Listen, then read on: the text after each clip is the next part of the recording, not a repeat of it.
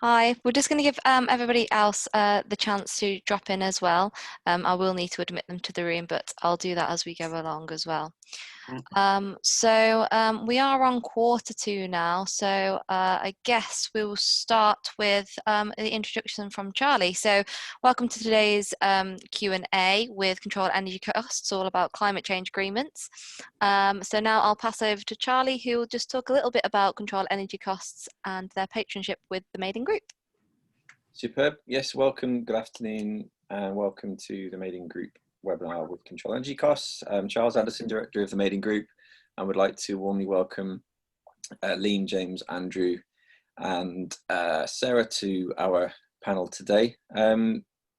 We've been working with Controlled Energy Costs. I was just looking back for the details actually since 2017, so coming up to 4 years. And Liam's been a massive ally for our members over this period.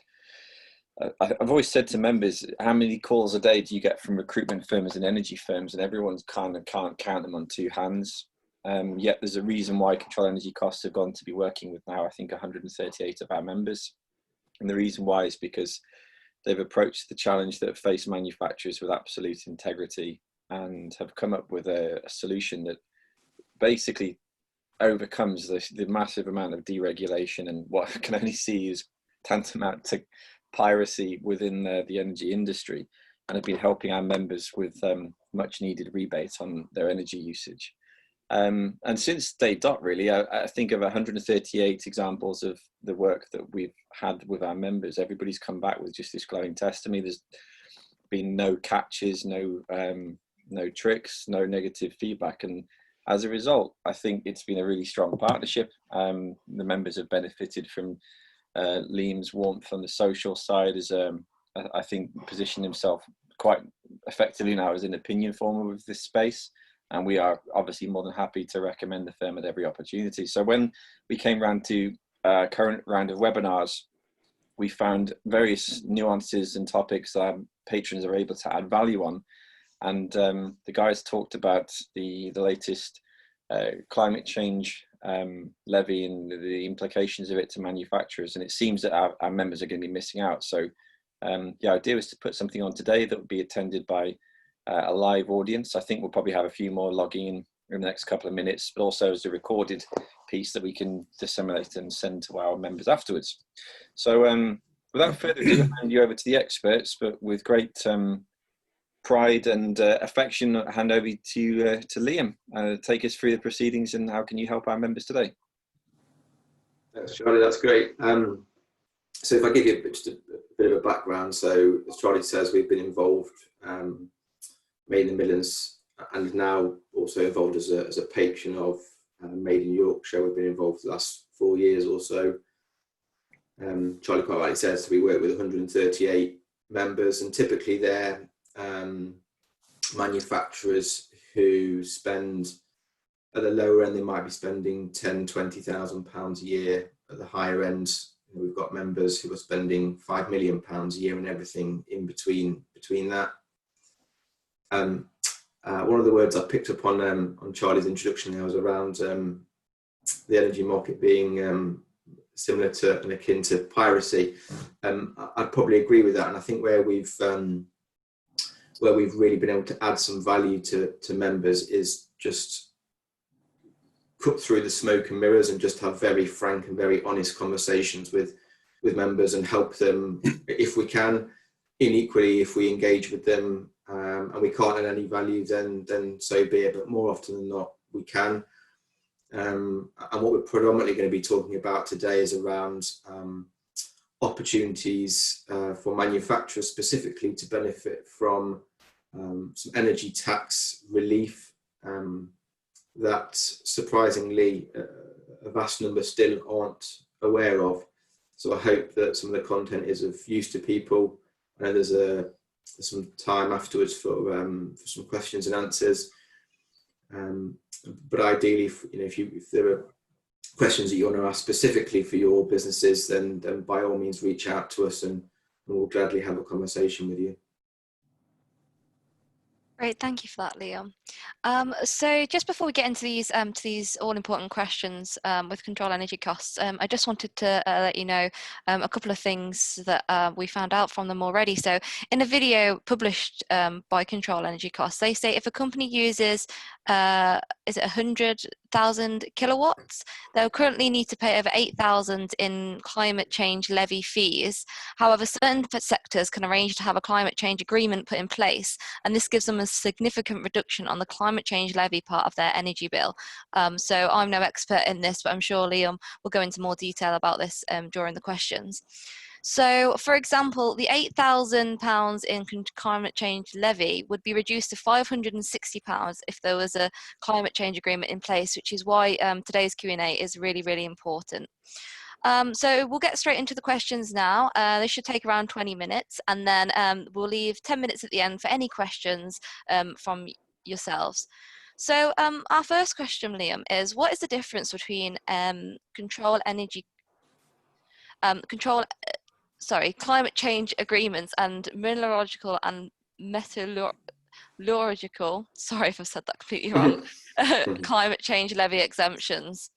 No, that's fine, don't worry about it. So there are two distinct ways in which manufacturers may qualify and may benefit from climate change levy exemptions, and they are broadly this. So there are certain sectors, there are 53 sectors which have a climate change agreement. So if I give you some examples that some of the members would be involved in, so it's people like the British Plastics Federation, Confederation of British Metal Forming, Surface Engineering Association, Aluminium Federation, those kinds of trade bodies administer climate change agreements.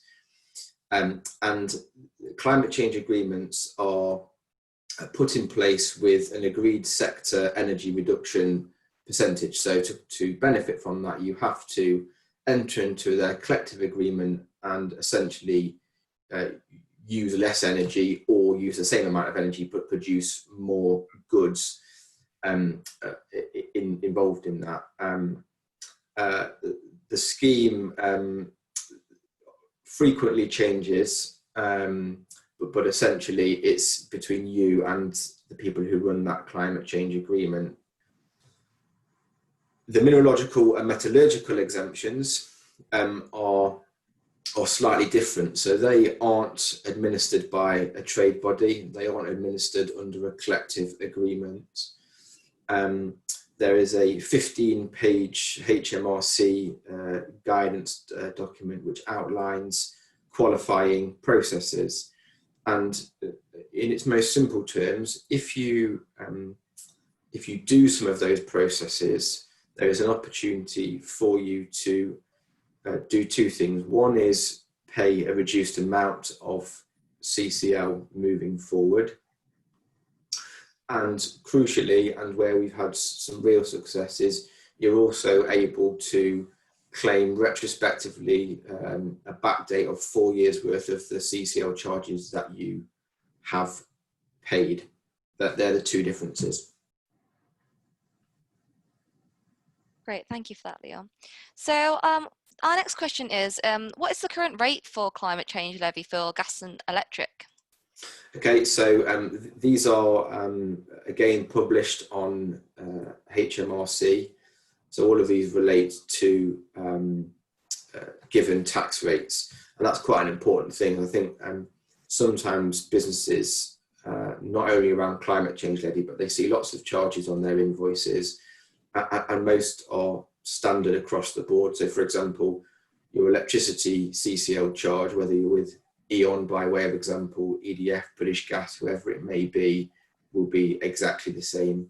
So the current rate for electricity is 0.00811, and as of April, so again it's linked to around the tax year, that is reducing slightly, and gas is currently set at 0.00406. However, unlike electricity, in April, that's actually increasing. And if we look historically, what's happened is that the plan is to bring both of those in parity with each other. So gas will be going up, electricity will be dropping a little bit. So essentially, for every kilowatt you use, you'll be paying an element of climate change levy tax within that. Great, thank you for that. So how can companies find out how much energy they are currently using? Okay, so there are lots of ways that you can do it. Predominantly, so every invoice that you have will tell you what you've consumed over a given period. Most businesses will be getting monthly invoices. Most of the electricity suppliers will be billed on what we call a half-hourly meter, so they'll be automatically read every single half an hour. The challenge for businesses, I suppose, is similar to lots of business challenges in the fact that you have to dedicate time to be able to analyse that consumption, decipher it, see what it means for you. And as part of what we do for clients is about understanding what they're consuming, when they're consuming it, how they're consuming it. And that's vitally important for the climate change agreement route, because you have to be able to evidence consumption over a period of time. The mineralogical and metallurgical route is slightly easier, and you don't have to evidence as much. But the short answer really is that if you can't decipher yourself your energy consumption profile, then engage with somebody that can help you to do that, because it would be critical to securing the relief. Perfect, thank you for that. So what percentage of electricity and gas can businesses save by using climate change agreements? Okay, so this slide here relates solely to the climate change agreements. So currently, for electricity, qualifying businesses under the climate change agreements are able to secure a 92% relief for electricity, and that will remain at 92% when the rates change in April. Gas, currently under a climate change agreement, you're able to secure 81% relief, and that is increasing in April to 83%. Okay, great. And how about the percentage for electricity and gas? Can businesses save by using the mineralogical and metallurgical exemptions? Yes. So where this differs significantly is the mineralogical and metallurgical processes. The percentage relief that you individually get as a business will depend on your own percentage. So what I mean by that is, for example, if we take a metal pressings company, so metal pressings, pressings as a process qualifies under mineralogical and metallurgical exemptions. So if that's all you do, then you get 100% relief on your electricity. However, if you, after analysis, for example, 82% of your electricity was associated to metal pressings, then that would be the percentage discount that you would get moving forward. And it would also mean that you get 82% of all CCL paid over the last 4 years. That's just one example. There could be any number of examples around that. Perfect, thank you very much for that. So I guess it all comes down to the question, how can control energy costs help manufacturers with climate change agreements? Yeah, so we currently manage climate change agreements and CCL relief for around 100 of our clients across all sectors, not just manufacturing. So the key starting point is to engage in a conversation to ascertain your eligibility. In most instances, I probably know off the top of my head if your business would qualify or not. Some might be a little bit more complicated, but engage in that conversation, and we can steer that conversation to yes, you'd qualify, and it'd be via a climate change agreement. Yes, it would be via a mineralogical and metallurgical route, or unfortunately, no, you wouldn't qualify, but we might be able to help you with other elements around procurement and efficiencies, etc. In terms of the climate change agreements, businesses are slightly up against this, and the fact that they've extended the application process, also actually they've reopened and now extended the application process, and applications for that close on the 30th of November. So time is very much of the essence for those who would qualify under a climate change agreement. So the message there really is have that conversation as soon as possible. For those who qualify under a climate change agreement, there is paperwork to fill out, complete, put some evidence and supporting documentation too, which we do for clients, and importantly ensure that you've got a system internally so that you can continue to monitor your energy consumption and report on it. For the mineralogical and metallurgical route, again, I keep stressing that is a far easier route. So if you qualify under that, then great. And that the process for that is quicker and slicker. But again, engage with us in a conversation and we can establish very, very quickly, more than likely in that first conversation with you, to understand if there's a potential for exemptions and refunds on either of those routes. Okay, so the 30th of November applications close by this date. So would manufacturers who may feel like they're applicable, would they need to get in touch with you by this date, or is there some point earlier so that it has to be done by the 30th of November? Yeah, so the applications have to be in by the 30th of November. My details are on screen now. Please reach out and we can have a conversation. But I must stress that for the 30th of November, that is, applications have to be in by then, and there's some work that needs doing ahead of that. So if you'd like to understand if you qualify, I would say reach out ASAP, really. Okay, perfect. Thank you for that, Liam. So the guys who have got their video showing, do you want to put your video on now so that we can all see you? Perfect. We're just waiting for Gareth, Paul and Kaifin. I'm not sure if that's your actual name. Apologies if it's not. Sorry, it's Gareth. Mine's broken. Okay, apologies for that. Okay, that's great. So just before we go into the questions, we have two other guys from Control Energy Costs here today, James and Andrew. Would you guys like to introduce yourself? We'll start with James. Yeah, sure. I'm James Bain. I'm a business development manager for Control Energy Costs. I've worked here since January. Been in the energy industry about 7 years or so. So I live in the West Midlands. I'm sort of working with Liam, taking over the Made in the Midlands partnership, our end. And obviously I'd be keen to have a conversation about anything that Liam's just gone over, if he's too busy.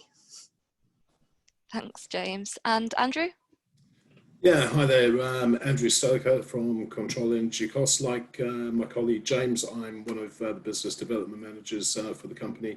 I primarily look after the Made in Yorkshire membership as opposed to the Midlands. Formerly with Will Connect Energy Services, so I dare say there'll be one or two people that recognise me from there. But yeah, happy to assist wherever possible. Perfect. Thank you, Andrew. So now, guys, is your chance to ask any questions to Control Energy Costs if you have any. Now would be a good time to tell us if you do have any questions. You're muted, Paul. Paul's winding up. I'm a small precision engineering company with 15 people, but we do a lot of CNC machining and spark erosion, and we're currently purchasing a 3D laser metal sintering machine which is going to increase my power, energy cost. The fact is, a lot of this runs in the night hours as well, so I'm just wondering whether someone like me would be eligible for any reductions in this. Yeah, so I'll cover that. So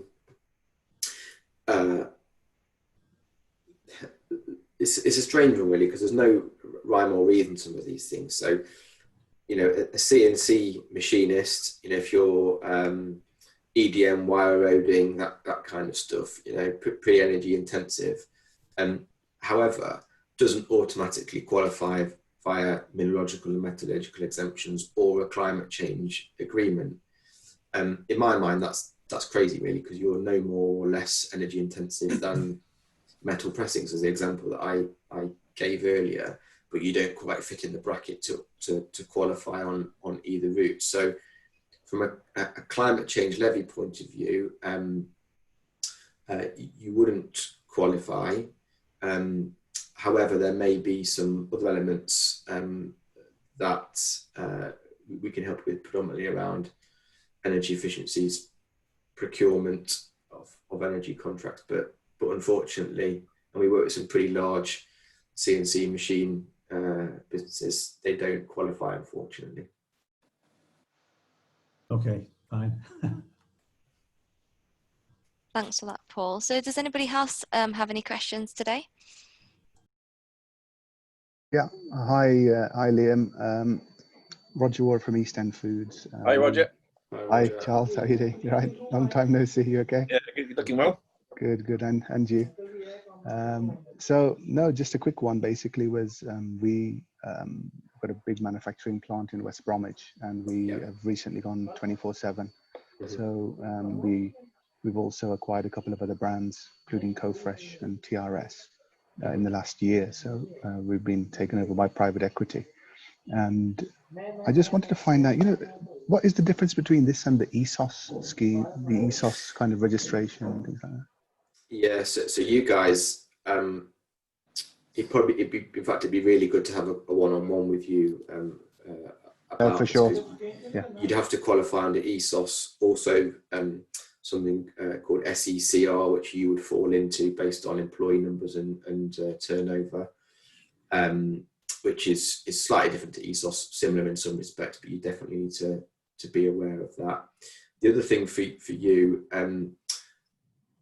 in our conversation, if I understand some of your processes around packaging, I don't know if you do any of that on site, but if you do yourselves, there may be, if you're not already benefiting from a climate change agreement, there may be an opportunity for you if you then package your goods at any of your sites. I don't know if you do that. I assume we do. Yeah, we do a lot of packaging. So we form, fill and seal machines that we're packing spices, rice, lentils, pulses into. Yeah, you'd be well worth us having a one-on-one if that's okay. Yeah, no, that's great.